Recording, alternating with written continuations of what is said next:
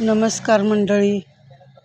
तुम्ही तुमच्या लहान मुलांच्यावर प्रेम करता, म्हणजे सगळेच आईवडील करतात, मुलांच्यावर प्रेम करतातच. परंतु तुम्ही ह्याचा कधी विचार केला आहे का, की आपण फक्त प्रेम करून चालणार नाही. त्यांना जगाच्या बाजारात जर उतरवायचं असेल तर त्यांना खणखणीत रुपया बनवणं खूप गरजेचं आहे. त्यासाठी आपण त्यांना काय केलं पाहिजे, 10-12 वर्षाचा झाल्यानंतर त्याला काही गोष्टी शिकवल्या पाहिजेत. समजा तो शाळेतून येतो, दप्तर असं इकडं तिकडं फेकतो, आई त्याचे सॉक्स ठेवते, बूट ठेवते, दप्तर ठेवते, नंतर त्याला खाऊ पिऊ घालते किंवा अजून काय असेल ते करते आई.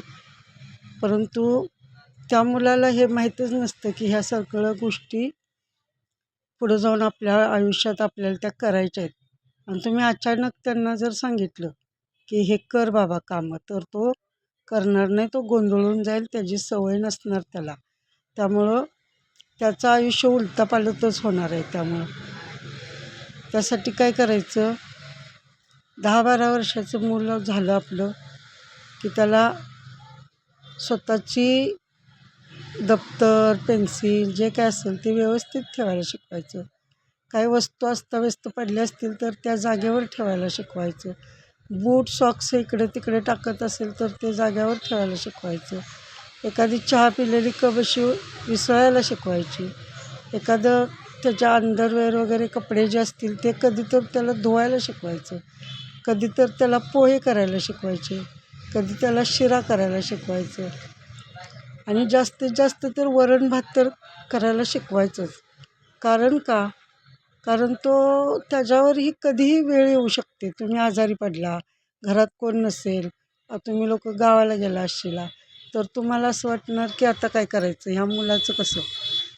तर त्यानं ठामपणे तुम्हाला सांगितलं पाहिजे की जा आई, मी व्यवस्थित आहे, मी काळजीपूर्वक माझ्या गोष्टी मी करेन. आणि त्या त्यांनी केल्याही पाहिजेत.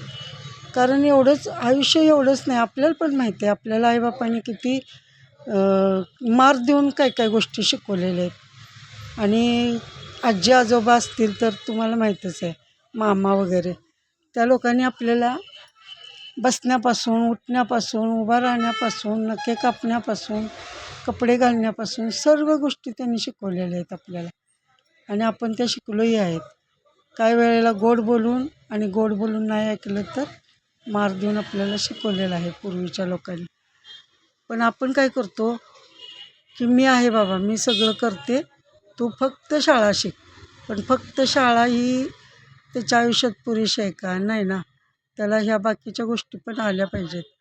त्याला कधी वसतिगृहात राहण्याची सोय असेल तर तिथेही राहू शकतो ठामपणे, की त्याला वाटणार बाबा चला मला सगळ्या गोष्टी करता येतात. म्हणजे थोडक्यात काय तर त्याला आपण स्वावलंबी बनवायचं. कारण कधीही कोणतीही वेळ सांगून येत नाही. आणि जर ती वेळ त्याच्यावर आली तर त्याने स्वतःची कामं स्वतः करायला शिकलं पाहिजे. म्हणून त्याला शिकवायचं. असं नाही की आपली माया आहे, आपलं प्रेम आहे म्हणून त्याला काही शिकवायचंच नाही, असं नसतं. तुम्ही आजारी असला तर तो कधी तर तुम्हाला चहा करून देऊ शकतो. पण तसं नसेल तर तुम्ही आजारी असतानाही उठून तुम्हाला चहा बनवून त्याला द्यावा लागेल. मग जेव्हा तुम्ही नसाल, कधी ॲडमिट असाल, कधी घरात कोण नसेल, कधी काही कारणास्तव तुम्हाला गावाला जावं लागलं तर त्याची जी कोंडी होईल. आणि पहिल्यासारखी आपल्या घरी आता आई, आजी, आजोबा, चुलते, मालते, मावशी, काका नसतात.